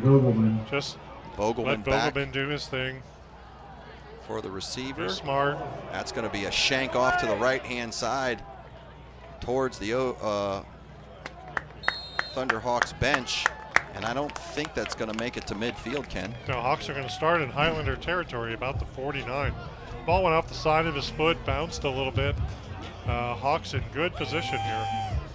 We'll see about the where they replay left here off on the last punt. here. And again, he threw it up in the air The too, ball just like at Austin the did. 49-yard line. It's 1st and 10 for the Ball bounces Thunderhawks. there at the 40. He gets about a 8-yard bounce. He had the English going the right way, luckily for him, and he got about 8 yards off of that roll. the right way for the Highlanders. But yeah, that was off the side of his foot too. As Thunderhawks keeps it now, pitches it just a little deep there to number 3. But he's able to pick it up, Evans, and take it forward for about 8 or 9 yards. As Thunderhawks slow getting up after that hit. Evans too. Evans is limping off the field as well. I don't know if he lost a shoe or there, but there goes. This is not a good sign for the Thunderhawks, as this Sandahar is already the backup quarterback. Troutman out. Yeah, last week they brought in Camden Braden for just one snap, and then Sandhar went back in. But this looks like, for the youngster, it may be a little more than a one-play injury. East trainers going out there. Coach Haynes out there checking it out. And with 1:20 left in the third, they're, you know what? Davis is, Nick Miller's taking some snaps, which we really haven't seen Miller under quarterback. I don't know where Camden Braden is, number 10. Don't know if he's out tonight. The junior quarterback, number 10. I'm trying to look down on the sidelines as the Hawks are all down on one knee waiting. But Miller taking snaps with Davis in the backfield, making sure they can get that. Handoff cleanly. But so now you're going to have a sophomore center in Dominic Horrig. You're going to have a sophomore quarterback in Nick Miller. Sandahar's up. A little gimpy. Looks like they're gonna take him straight into the trainer room real quick and take a quick look at him. So that's favoring his. Not good for the Hawks. That's not just gonna walk it off and come back in here in a little bit. No, he's able to put pressure on both feet, but definitely not. I don't know not if we got a replay of left what happened there. I know he held on to the ball for quite a while before he made the pitch. And not able to show that. He took a big hit there just as he was releasing the ball to the pitch to Evans. So we're going to see Nick Miller take his first snaps of the season at quarterback. I don't know if Miller once was a JV quarterback or backup. I don't think he was. And again, still trying to look for Camden Braden down there, and I'm not seeing. So your playbook gets 10. awfully small here. Yeah, I don't see number 10 on the sidelines at all, do you? Your playbook becomes handoff up the middle, and that's about all you can do right now. As ED takes it forward, and I think he's going to maybe be just short of the first down. Going to bring up third Ball carrier inches number 1, Eric for the Davis. Hawks. I would imagine, I mean, your two options are hand off to Davis or Miller scramble up the middle. Yeah. I can't see them being able to do much else. I don't know how many snaps Miller had with the first team offense or any offense whatsoever. It looked like they were getting him ready in a hurry. Yeah, Miller is one of the running backs, so, you know, running is not unnatural for him, right? So just a matter of making wise decisions now with the ball, of either sticking it into Eric's belly or keeping it, as I don't know if he's spinning and twisting and trying to go forward. I think he got the first down there. Number 1, Eric Davis. That would have been one. That would have been one I'd like to see Miller cap and just scamper around the end. We're going to call him short. Fourth down. It's going to come up 4th and 1. I don't think we're going to get this off before the end of the third quarter, so I think this is going to take us into the fourth quarter, Ken, with a big 4th and 1 for the Hawks. Yeah, end of the third. It is the Oak Hills Highlanders 13. Good evening, students and families of We'll be Lakota back East. in a minute. October is breast cancer.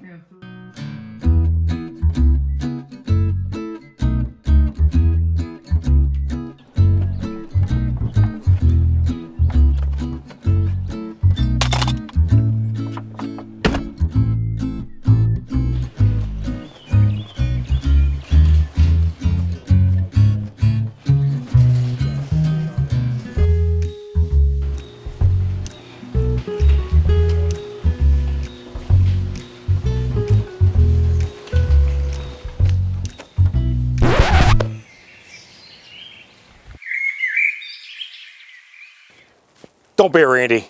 Get the fob out. Breast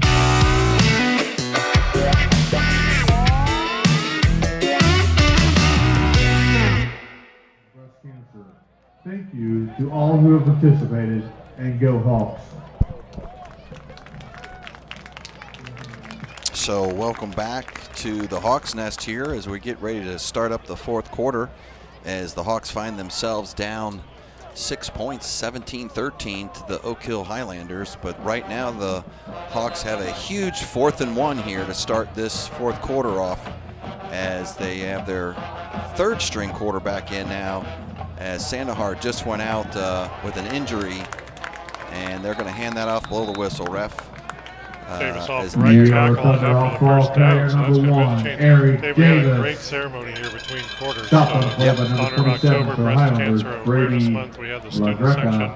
First down, Glow Thunderhawks. sticks that they held up in the air honoring cancer survivors and victims, so that was really neat. But Hawks surviving on their own here, trying to move the ball down the field and get that touchdown to take the lead, but they're really in a hole where their playbook is awfully limited here. Yeah, you saw in that replay Eric getting way more than the 1 yard that was needed, and getting down towards now the 30-yard line, and this 2nd down and 7. And yeah, Ken, that was really nice. The student sections down there recognizing breast cancer awareness and making a donation towards that. Really nice to see the kids getting involved and doing things with the community here at Lakota East. A lot of pink in honor of that here. You see some pink towels, some pink socks, student sections in pink. The lights are pink. Shouting out earlier that Nick Miller was sporting it, and I'm sure he had no idea he was going to end up being the quarterback here tonight. And it looks like he's in shotgun here, so getting a little riskier. Miller takes the shotgun snap, gives it to Davis. And Davis goes rumbling and bumbling forward, and he's going to pick up a good 5 or 6 yards here. You'll see the replay as he goes right behind Austin and Aiden. And you know, and you're really trusting your line, which you've done all season. Right. You know, don't get me wrong, that's your forte, but you can't go around the end, really, with Miller not having experience there. You can't have a wingback come behind him. I'm surprised they're in shotgun, but he maybe took some shotgun snaps at the break of the quarter. Trips left, and he takes it from the shotgun position again, and the defensive tackle just comes off the end untouched and grabs Eric really quick. And that's the problem, right? You don't have anything else in the arsenal that the defense is clearly going to key on Davis, which they were pregame anyways when everyone's healthy. And now that they're not, Davis is taking a beating. So Trips left there, trying to stretch out the defense, but he just ignored the receiver and just came straight in on Davis. 4th and 2, big. Probably the biggest play of the game here so far. So those receivers got to do their jobs out there blocking and not just let defenders brush off of them, knowing what the play is going to be here. We haven't seen Miller keep, so I don't know if a fake to Davis and a rollout. Here's a double tight end, man in motion. Going to go with Eric up the middle. He's going to get 1, 2, 3. He's going to drag some people forward. Austin's going to give him a little chug there. And for another yard, and when you needed 2, you see Eric right here, right behind Austin Severfield, 72 and 73, number 60 in there. Yeah, the sophomore Dominic Horick playing center, getting that block. Here comes the offensive charge here, push you forward for another yard. So again, when you needed 2, Eric and the offensive line give you 6 or 8 there, and it's going to be first down in the red zone at the 16-yard line, and that's just what the Hawks needed as they continue to move this ball. Running here out of the shotgun, which is a little different look for the Hawks, but looks like Oak Hills is starting to key in on this a little bit, Ken, so Coach Haynes going to have to keep things mixed up a little bit. Yeah, I mean, they know it's coming. They know Davis is getting the ball. At some point, you do have to take your shot, I would think, and just do something different, but or let Miller just keep it, right? There, yep, roll them out. Make the handoff to Davis. Let everyone key Davis. You got a receiver wide there, and I don't think the corner cares one bit that receiver's out there. Not even looking at him. Not even paying attention. The corners aren't. And like we said, Davis is a running back. I'd like to see him, keep it here somewhere. Fake Davis, and like you said, the whole box is just collapsing on number 1, and let him scamper out that left-hand side and let your wide receiver throw a block there. Because and on the other hand, to play devil's advocate, you've got your line who's pushing Oak Hills back. Yep. You have gotten 2 or 3 yards each time on this, so you need 4 more yards and 2 downs to get it. So 3rd and 4. Sitting here at the 10-yard line jump. as another handoff to Davis as he goes forward. Not sure And he he'll got get a much of couple, anything. maybe 1, 2. Possibly one, but that yellow stick didn't move. So 4th and 4. And that's where you need to have a couple of needed to gain a couple of yards there, Ken, to come up with a maybe 4th and 1, 4th and 2. Attempt a field goal here? Yeah, they're going to kick. Down 6 with 7 minutes left. Going to kick a field goal here. This is really interesting. I agree with you there. As much as time possession as Oak Hills has kept. And snap, hold, kick. And it's good. The field goal is good, and the score stands. Oak Hills Highlanders 13. So points on the board for the Hawks. They didn't want to come up empty. You got 6.5 minutes left, 6:49 left in the game. They cut the lead to 3, putting themselves in striking of another field goal, but Going to putting a lot of faith and trust into that defense. So going to hang it on the defense here, which is half the offense, and some of these guys are playing both ways. To come up with a big stop here, and they seem to think that they're going to be able to, and hopefully they can, because another field goal ties it and get it in the end zone, and you can win a game. But boy, they're going to have to put a stop on this quarterback Schreiber. yeah, you need to force a turnover. You imagine Oak Hills going to primarily run the ball and throw their quick outs. I don't know. The Hawks put themselves in a peculiar position there. Yeah.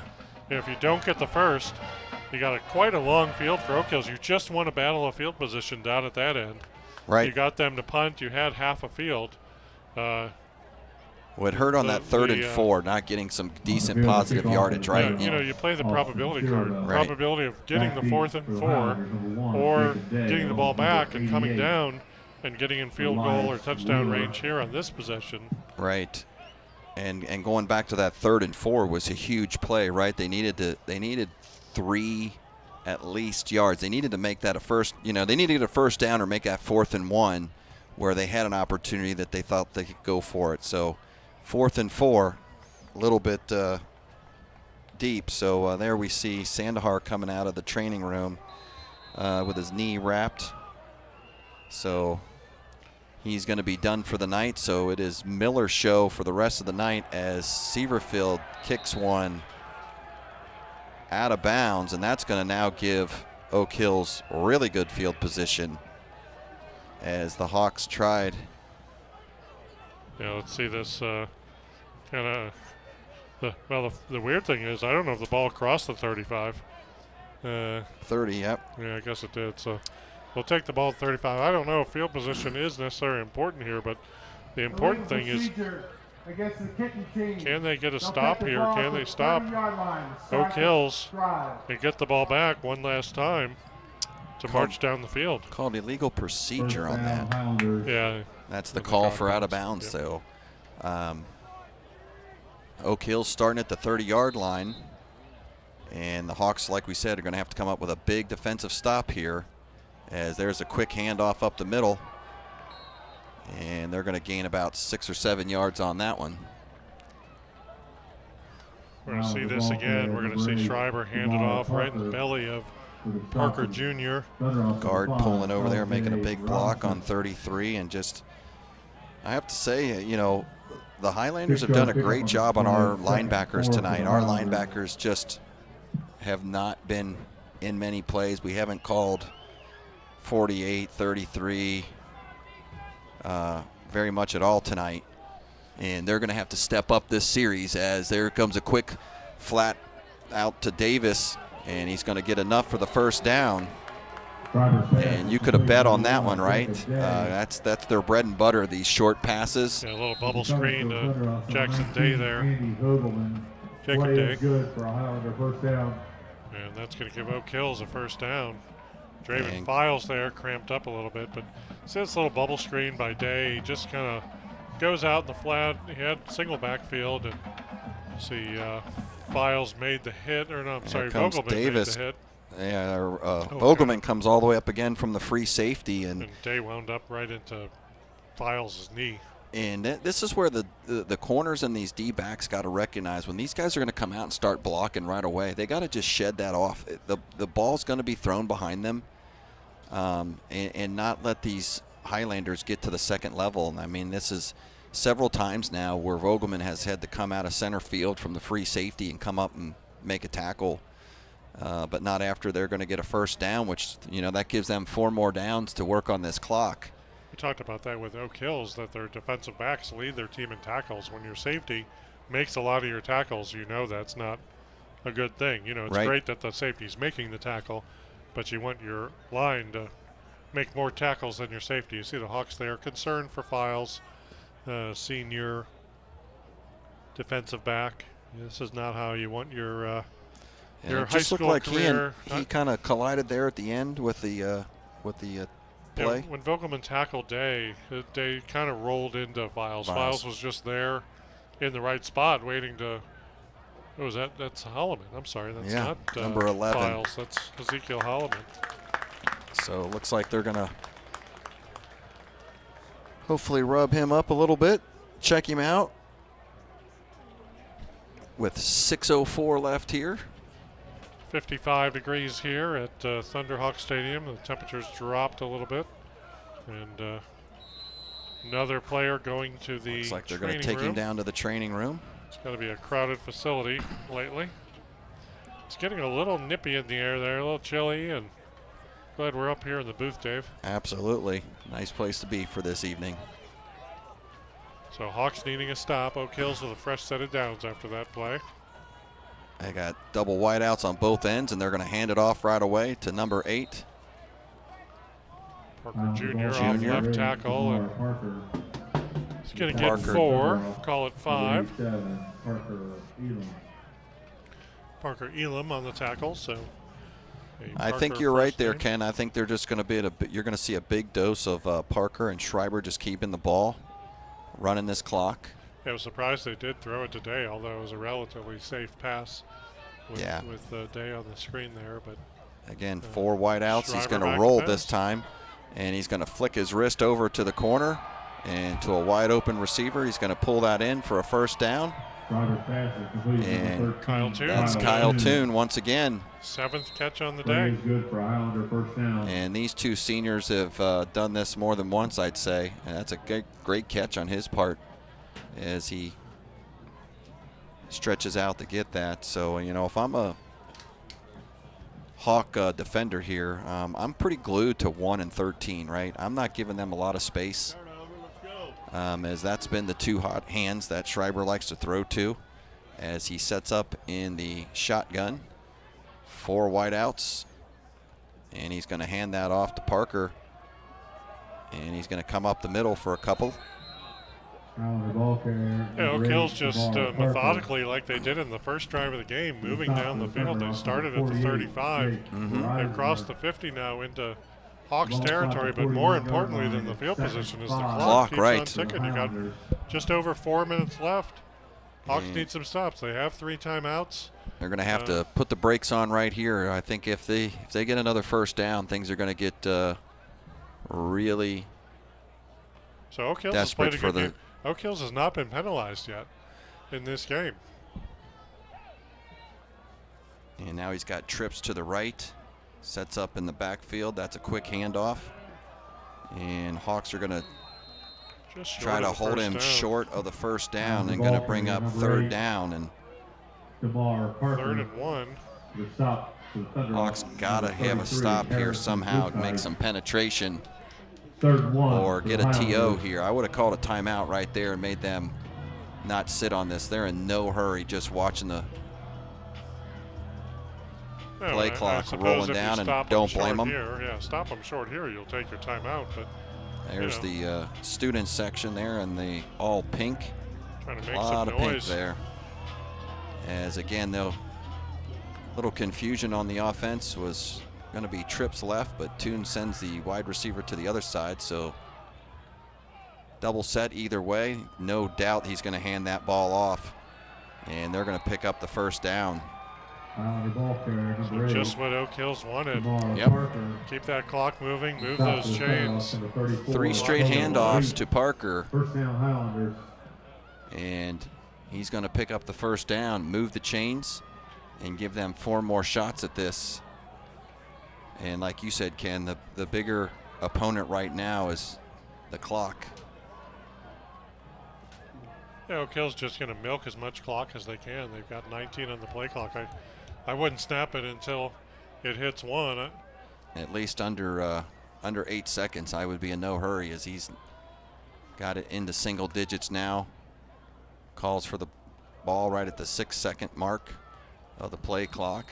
And there's a stop, and Hawks are going to use a timeout. Oak Hill.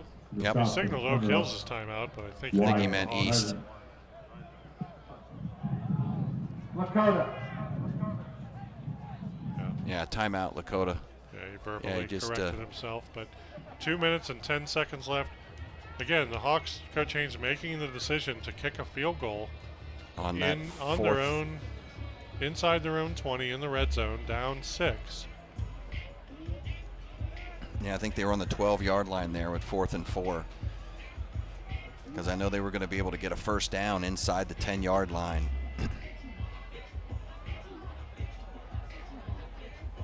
So Hawks. And that works if you get a good deep kick, right? Which they didn't get on the kickoff. And then you try to get a 3 and out. And so far, the Highlanders have just moved the ball with a couple of runs from Parker. A little bread and butter over to Davis or Day on that pass right in front of us in the flat. And they've been able to keep possession here for Oak Hills goes four to Oak Hills of hosts these last 6 minutes. And Oak Hills hosts Middletown next week, so they could wind up with a 5-win season. Yeah. After not doing so well the last couple of years. There's another handoff to Parker, and the Hawks hold him. And East is going to have to use another timeout here. Timeout. Lakota. Their second of the half. The other part of this equation is 1 remaining. If you get the ball back, you've got no timeouts left. You have no timeouts. You have a third-string quarterback who doesn't take much snaps, but you have to have your hot calls ready. Right. You just have to get under center and snap and go, snap and go, snap and go. No disrespect to Miller there, but I would probably say he's your 4th-string quarterback since he's not even listed. The 3rd-string quarterback we can't find, the junior Braden, would normally be in right now. And now Miller had to step up and take on duties. I wonder if he's not feeling well or something else, but he is not down there. So 2 minutes left, 2:07, and Hawks need one more stop. They have another timeout, so 3rd and 6. They can get a stop here. Then Oak Hills is in position whether they try and attempt a field goal. It's very. Was watching their guy. Quite a good kick too far, yeah. So But they would probably go for it on 4th. Here comes 3rd and 6, big 3rd down for the Hawks. Got to defend the pass again. They have. And it looks like they're set up for the run. He's going to fake it, roll out. A lot of people taking off, and the quarterback's going to hold on to it. He's going to stay in bounds, take a big hit, ball's loose. And did the Hawks come up with it? Looks like number 7, Owen McChristian, maybe fell on it, or 28. Who is that down wow, there? that is big hit. Big hit Schreiber took. Not for sure who put it on him. Did he get the first down? I believe he did. He needed to get to the 24-yard line. Comes rolling around here, and 30. Yep, he got the first down. First down, I think, right there. Big hit by Sierrafeld and number 33. Buckeye.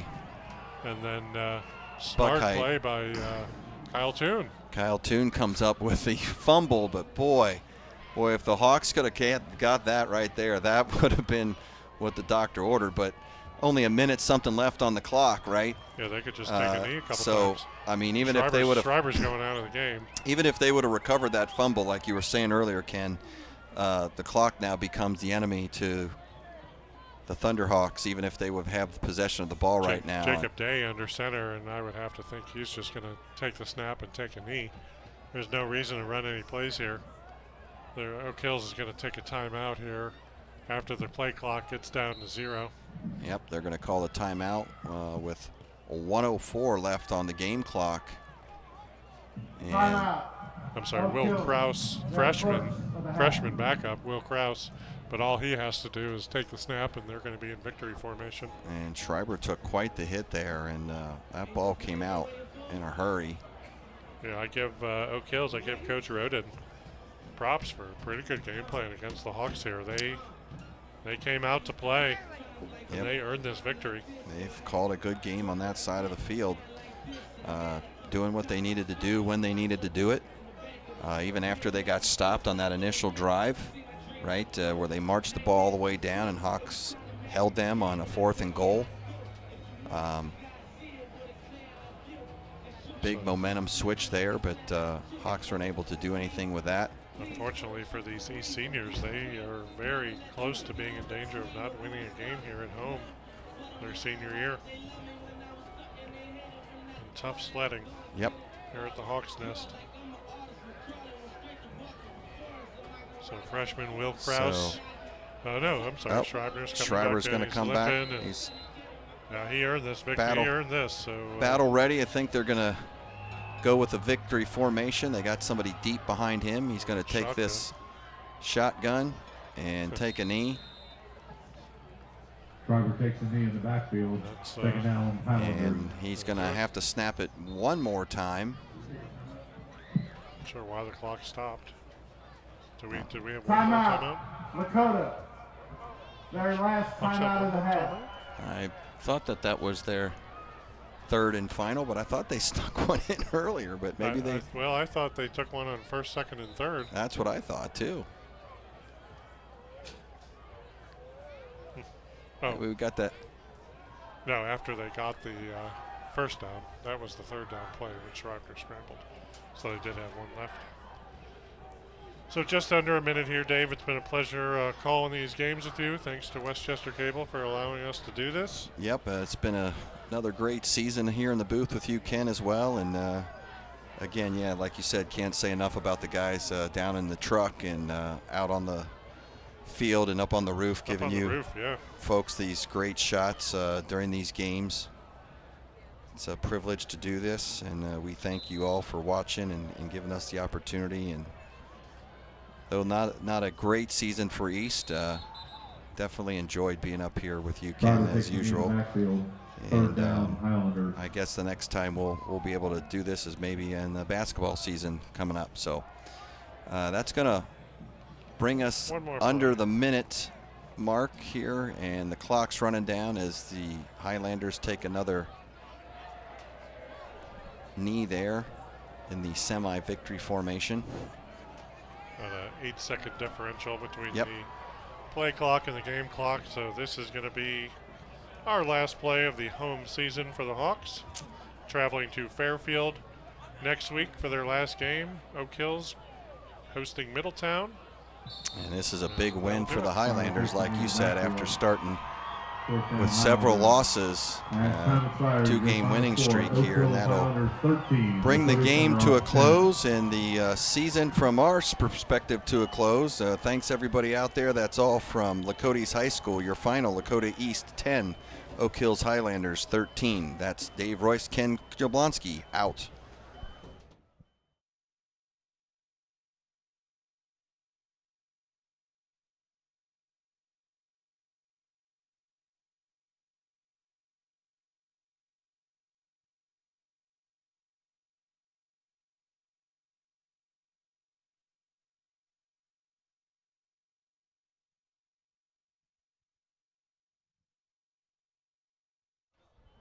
Just came up here to tear down the faster